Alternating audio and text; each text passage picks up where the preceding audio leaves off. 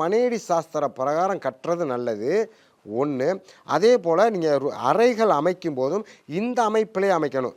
1 5 9 2 6 10 3 7 11 4 8 12 இந்த மாதிரி விஷயங்களை வச்சு அமைச்சு கொண்டு வரணும். இதில் அவங்கவுங்க ஜாதகத்துக்கு தகுந்தாற் போல அமைக்கிறதுன்னு ஒரு வகை உண்டு. இது ஒரு பக்கம்.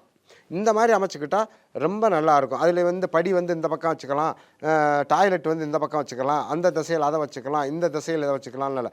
நமக்கு ஒரு இடம் இருக்குது. இந்த இடத்துக்குள்ள எப்படி கட்டுனா இந்த வீடு நல்லா இருக்கும் அப்படித்தாங்க யோசனை பண்ணணும். அதை விட்டு இதை இந்த பக்கம் வைக்கலாம், அதை அந்த பக்கம் வைக்கலாம், அதை அப்படி வைக்கலாம், இதை இப்படி வைக்கலாம்லாம் பண்ணக்கூடாது. ஒரே ஒரு விஷயந்தான், வீடு சதுரமாக இருக்கக்கூடாது. அவன் சொல்கிற முதல் விஷயம் என்ன அப்படின்னா, வீடு சதுரமாக இருக்கக்கூடாது ஒன்று. அதே போல் அகல வசத்துலையும் வீடு இருக்கக்கூடாது. இப்படி நெட்டு வசமாக இருக்கலாம். அதாவது எப்படின்னா, அகலம் 20 அடி, நீளம் 40 அடி. இப்போ இந்த அகலம் 20, நீளம் 40, இந்த இடத்த நீங்கள் 12 கட்டம் போட்டு இந்த கட்டத்தில் வாசல் எங்கே வச்சா சரியாக வரும் அப்படின்றத கணக்கு பண்ணி இதில் அவன் என்ன கொடுத்துருக்கான் அப்படின்னா, அந்த 12 கட்டத்துலையும் மகாலட்சுமி ஸ்தானங்கள், மகாவிஷ்ணு ஸ்தானங்கள் அப்படின்னு சில இடங்கள் கொடுத்துருக்கான். இதில் இந்த மகாவிஷ்ணு ஸ்தானங்கள், மகாலட்சுமி ஸ்தானங்களில் தான் நீங்கள் பணப்பெட்டி, தலைவாசல் இந்த மாதிரி விஷயங்களெல்லாம் வைக்க முடியும். அதே போல் மகாவிஷ்ணு ஸ்தானங்களில் தான் நமக்கான முக்கியமான விஷயங்களை புறத்தை வச்சுக்க முடியும். இது அல்லாத உள்ள ராசிகளில் மட்டும்தான் கிச்சனு மற்ற விஷயங்கள் எல்லாமே நம்ம வச்சுக்க முடியும்.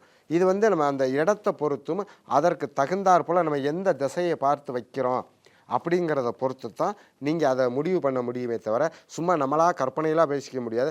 ஆனால் வீட்டுக்கு 100% மனையடி சாஸ்திரம் பேசும்.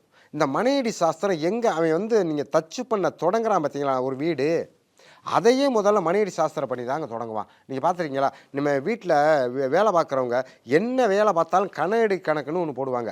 இப்போ நீங்கள் கொத்தனார் வேலை பார்த்தாலும் இத்தனை கணையடி, காங்கிரீட்டு போட்டால் இத்தனை கணையடி, மரம் எடுத்தால் இத்தனை கணையடி, இப்படி எல்லாத்துக்கும் ஒரு கணக்கீடு போடுறாங்க பார்த்தீங்களா? கணையடி கணக்கு.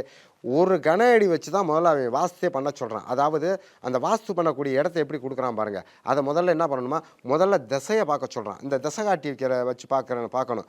கிழக்கு, மேற்கு, தெற்கு, வடக்கு, அப்படி அந்த கரெக்டாக அந்த கிழக்கு, மேற்கு, தெற்கு, வடக்கு பார்த்து அந்த திசையை சதுரம் பண்ணி 12 இன்ச்சு நீளம், 12 இன்ச்சு அகலம், 12 இன்ச்சு ஆழம், இது ஒரு கணையடி கணக்கு. இதை ஒரு குழி தோண்டி இதுக்குள்ளே தான் இந்த வாஸ்து பண்ண சொல்கிறான். இந்த குழியை தோண்டி நீங்கள் வாஸ்து பண்ணும்போது இந்த வீட்டில் என்னெல்லாம் நடக்குங்கிறத அன்றைக்கே சொல்லிடலாம். அது தெரிஞ்ச நமது முன்னோர்கள் சரியாக அதை சொல்லிடுவாங்க.